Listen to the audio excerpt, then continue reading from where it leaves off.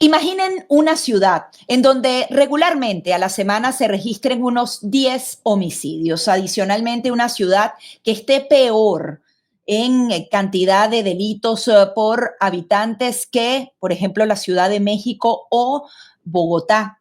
Esa misma ciudad acaba de registrar 0 homicidios en 7 días completos. 0 muertes violentas. Eso es lo que está pasando en Washington, D.C. en este instante. Y a continuación queremos analizar el trasfondo de las medidas. ¿Por qué hay militares? ¿Por qué hay agentes federales en las calles de Washington, D.C.? Y esto puede ser una estrategia definitiva para limpiar la ciudad y acabar con los delitos. A continuación, veamos el análisis de algunas cifras y algunas teorías que puestas en la práctica hacen un cambio definitivo.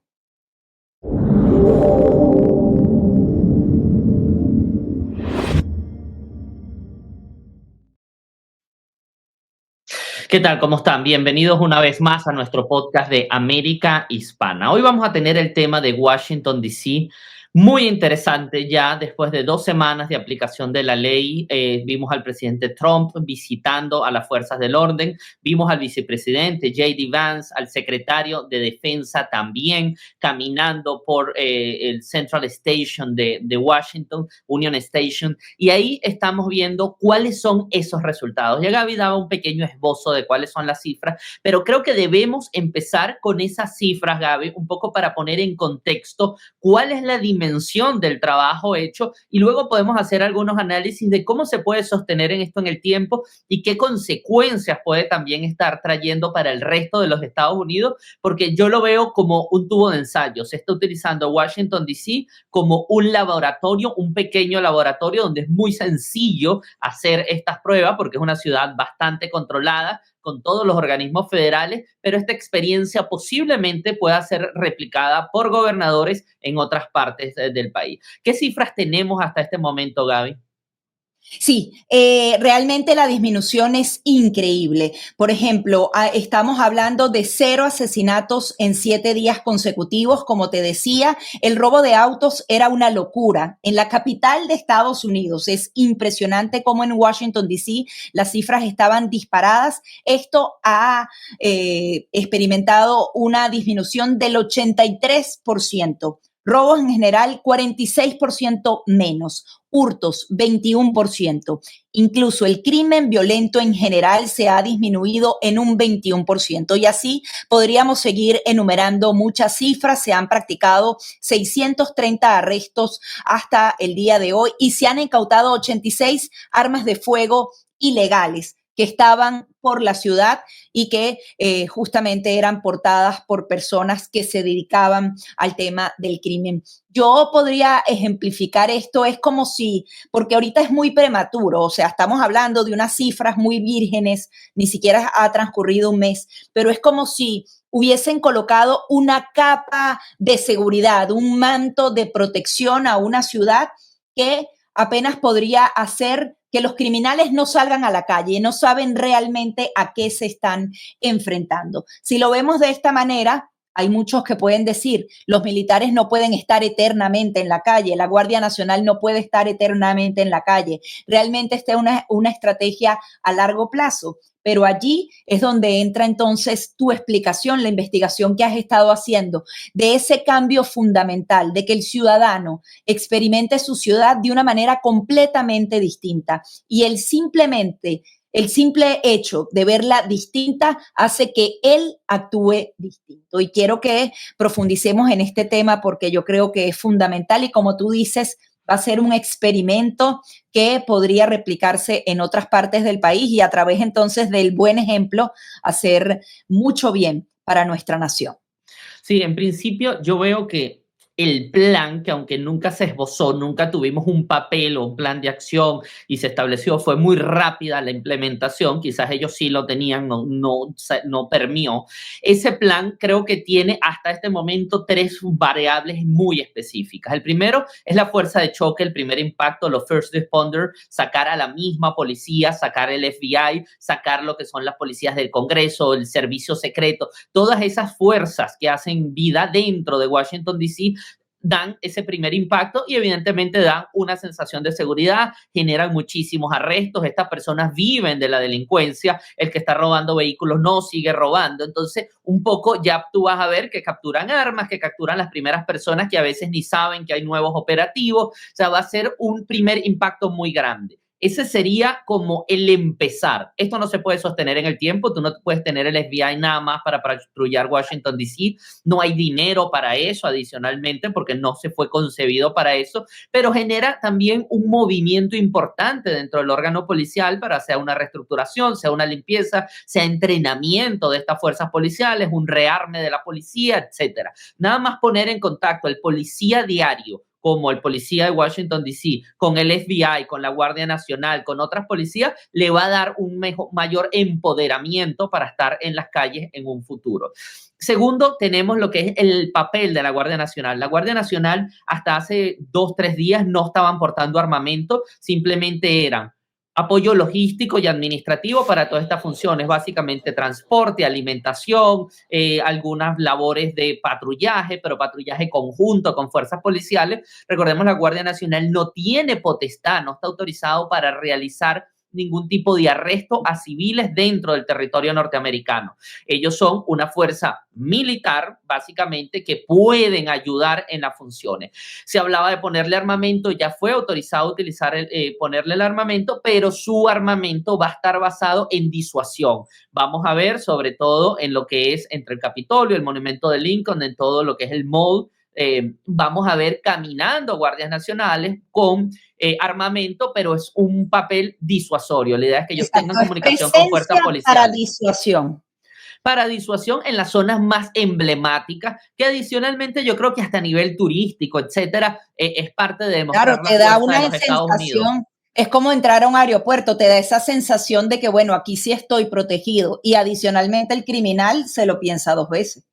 Totalmente, es esa disuasión. Y creo que la tercera fuerza es tratar de ayudar a la policía, a que la tercera oleada, digamos, ayudar a la policía a que pueda cumplir sus funciones y empezar a generar reeducación y generar algo muy importante, Gaby. En Estados Unidos ya se ha aplicado, lo aplicó el Bratton en Nueva York hace varios años y es lo que se llama la teoría de las ventanas rotas. En 1969, la Universidad de Stanford hizo un ejercicio muy sencillo, colocó un carro con iguales características, un carro con buenas características, impecable, en el Bronx y otro en Palo Alto, California. En el Bronx, New York, Palo Alto, California. El del Bronx de New York al tercer día ya había sido vandalizado por completo. ¿Qué pasa? El entorno donde fue colocado estaba totalmente destruido, ahí lo que gobernaban era pandillas y inmediatamente la misma comunidad absorbe y lleva ese vehículo al deterioro como está deteriorada la comunidad. Cuando lo colocas en Palo Alto, California, la comunidad está muy bien mantenida, el carro duró intacto durante una semana. ¿Qué pasó? Luego ellos dicen, ¿cómo hacemos que este carro pueda llegar a ser dañado? O sea, ¿en qué momento la comunidad se le despierta el espíritu de esto no le importa a nadie? Juguemos, rompámoslo, tomémoslo de juego. Y rompieron una ventana de este vehículo una semana después y le dieron algunos golpes. El vehículo fue vandalizado inmediatamente. O sea, a los pocos días ya había sido dañado. Es decir, es la teoría de la ventana rota. Si el entorno es malo, va a dañar todo lo que esté dentro. Si el entorno es bueno, todo va a permanecer mientras todo esté bien. En lo que el carro empezó a estar dañado, inmediatamente lo terminan de dañar. Eso es lo que va a pasar en Washington, D.C. Ahora ya estamos hablando de Donald Trump, que está hablando de una reconstrucción, de cambiar la grama. Incluso hizo bromas diciendo que él sabía mucho de grama por sus campos de golf. Había que cambiar la grama del mall, que había que borrar los grafitis, limpiar las calles, repavimentar, mejorar la iluminación y hacer todo un plan de ornamento de la ciudad, lo cual sería extraordinario. Yo temo algo, Gaby, que sea de lo que te pueda estar pasando es que el delito sea desplazado. Ya no puedo robar carros en Washington, D.C., pero tú no estás atacando carros. Me voy a Baltimore, o me voy a New York, o me voy a otra parte, veo donde hay menos probabilidades de que me agarre y sigo cometiendo el delito porque al final no estás desmantelando bandas. O sea, aquí lo que hay que verlo es ese día siguiente. No hoy, decomisar 80 armas porque las 80 armas no son el problema. El problema es cómo llegaron las armas y quién está usando las armas. Sí, ahí hay una crítica que ya entonces pasaría por el Congreso de Estados Unidos, que lo he estado viendo en varios analistas de Estados Unidos. Dicen, bueno, si bien la Guardia Nacional no es la respuesta definitiva a este tipo de temas, tiene que haber una coordinación federal, tienen que haber legislaciones específicas. Hay experiencias maravillosas en varias partes del mundo en donde tú, a través de la regulación, de disminución de la impunidad y una cantidad de características, puedes lograr resultados muy interesantes. Tomando en cuenta, claro, que Estados Unidos es federal y que cada estado puede convertirse en un país completamente distinto. Veamos las diferencias que hay entre California y Florida, por ejemplo, se hace un poco más cuesta arriba. Pero si hubiese voluntad política, Gabriel, yo creo que es definitivamente necesario. Lo que no sé es si esa voluntad política sea orquestada, porque sabemos que los congresistas, y ahí meto a los dos partidos, siempre están cuidando más su permanencia que ese tipo de decisiones que a veces lesionan a parte de la sociedad, pero que son absolutamente necesarias. Cuando hablas de esta teoría de la ventana rota, yo también le agregaría la experiencia que han tenido en algunas ciudades específicas, por ejemplo, de América Latina, ya que estamos, que somos hispanos, quizás se nos hace un poco más cercano, y es en donde se hace un experimento de tolerancia cero y mucha limpieza. Por ejemplo, ha ocurrido, como soy venezolana, doy dos ejemplos. En un municipio en donde obviamente había un buen poder adquisitivo, comienzas a no tolerar que no se coma ni siquiera la luz. No puedes tirar un papel en la calle porque tienes una multa inmediata. Y poco a poco le vas regalando a la ciudad más belleza y cero tolerancia. Lo mismo ocurrió, por ejemplo, con las estaciones de metro, del subway.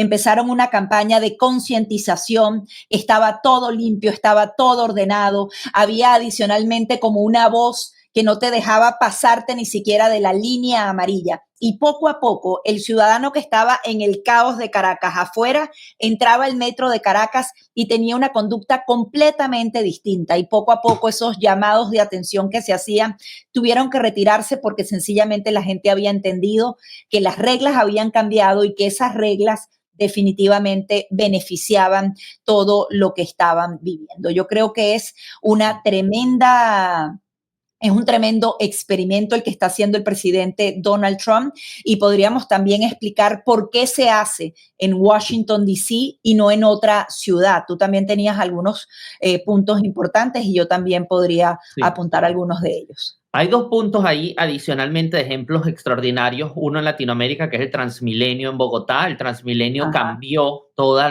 lo que fue, lo que se llama los gamines y todos estos campamentos de personas sin hogar que había. Y el Transmilenio vino a humanizar y a mejorar muchísimo los espacios urbanos. Y el Transmilenio durante muchos años ha sido y fue un ejemplo. Ha tenido deterioros últimamente, pero ha sido un ejemplo por muchos años. Y el caso más extraordinario de esto es Singapur, Gaby. Singapur pasó de ser una comunidad muy, muy, muy pobre a una comunidad totalmente pujante, y una de las cosas fue la cero tolerancia. Por cosas tan tontas como la siguiente: está prohibido la comercialización de chicle y puedes ser multado si tú te comes un chicle. ¿Por qué? Porque una de las cosas que más dañaba las aceras públicas eran los chicles. La gente comía el chicle, lo tiraba al piso y vemos toda esa cantidad de manchitas negras en todas partes. Entonces, un poco es ese cero tolerancia a los pequeños detalles terminan cambiando.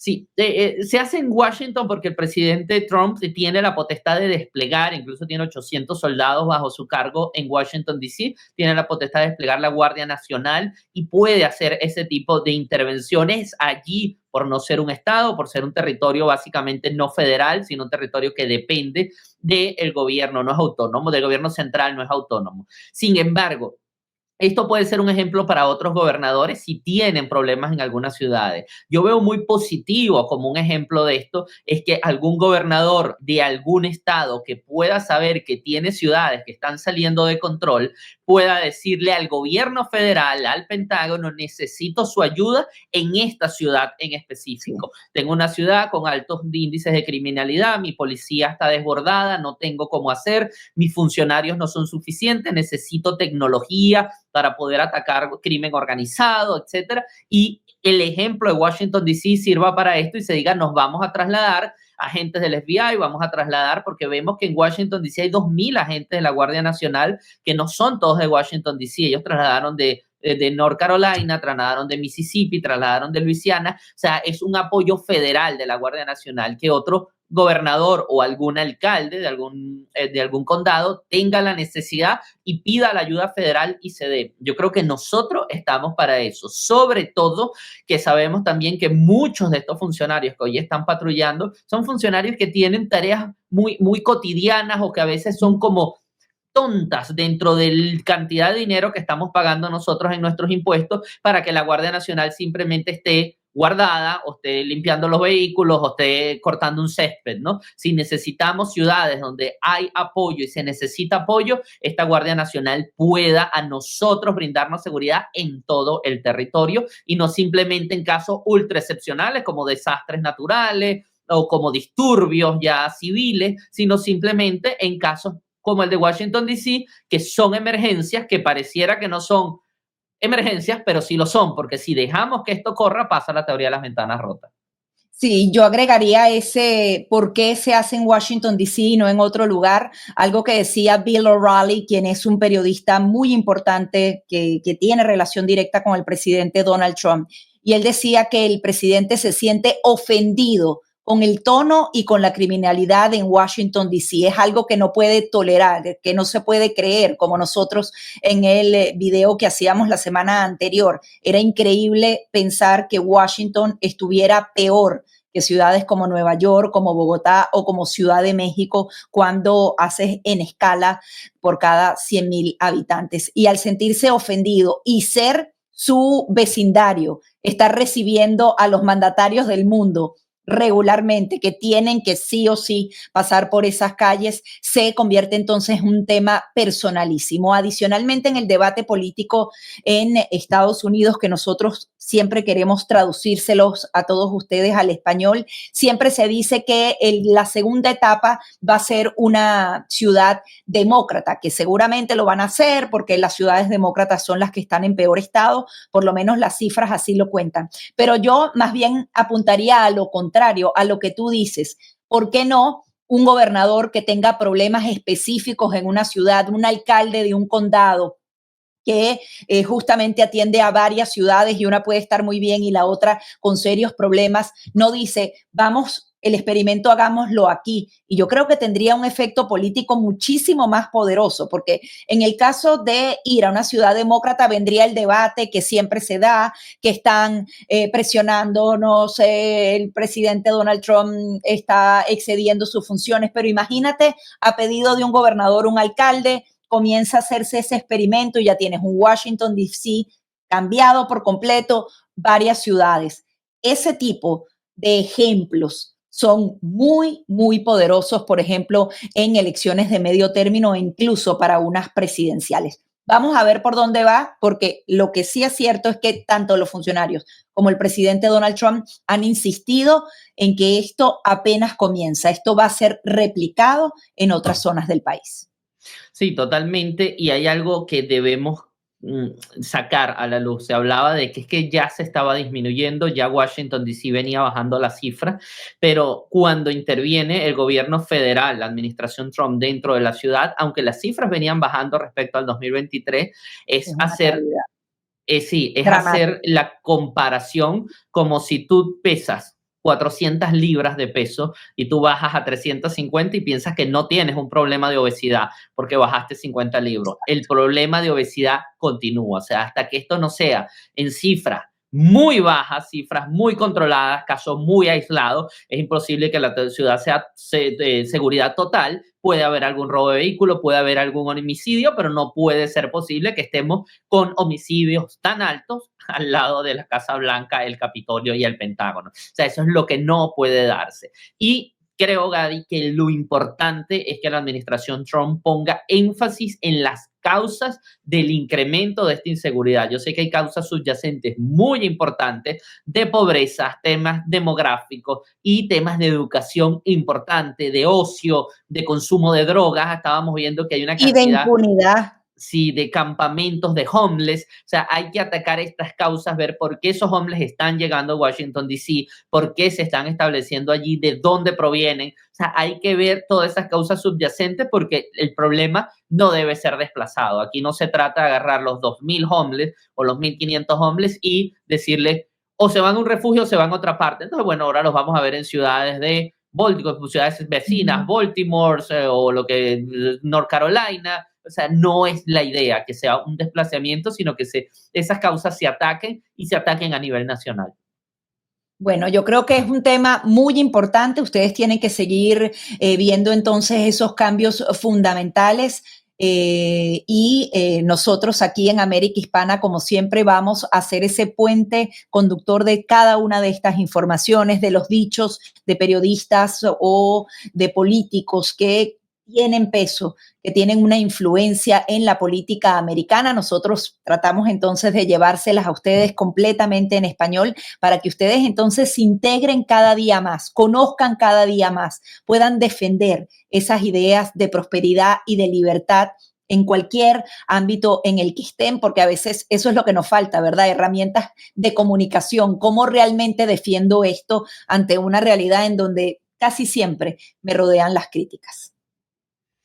Es así. Hasta aquí el podcast del día de hoy. Muchísimas gracias a todos los que nos siguen. La audiencia va creciendo. Recuerden, este es un espacio para nosotros los americanos hispanos, ciudadanos americanos de origen hispano que nos sentimos totalmente integrados en esta sociedad, que queremos discutir los temas de lo que sucede diariamente en nuestro país y queremos ver en español y con muchísima transparencia, viendo todo con un matiz de objetivo para no caer en un lado o el otro lado, sino ver qué es lo positivo y cómo lo podemos proyectar y cómo todas estas experiencias a nosotros, hablando en español, pero de corazón estadounidense, podemos realmente proyectarnos en esta sociedad que nos ayuda todos los días y donde nuestros hijos están creciendo. No dejen de seguirnos en las redes sociales. Recuerden América Piso, que es la barra de abajo hispana, en todas las redes sociales, y aquí diariamente tenemos un compromiso de estar con ustedes de lunes a viernes a las 7 de la noche para que siempre tengas esa información digerida para nosotros, los americanos hispanos. Y yo quiero pedirte, por favor, que le des like a este video antes de que finalice. Si aprendiste algo nuevo, si te pareció interesante el enfoque que le dimos, nada más dándole like, esto hace que la plataforma nos recomiende y otra persona como tú pueda descubrir nuestro contenido. De verdad, ratificarte que le des like porque hace una diferencia fundamental para nosotros y a ti no te cuesta absolutamente nada. Muchísimas gracias por formar parte de esta comunidad y nos vemos en una próxima entrega. Que tengan muy buen día.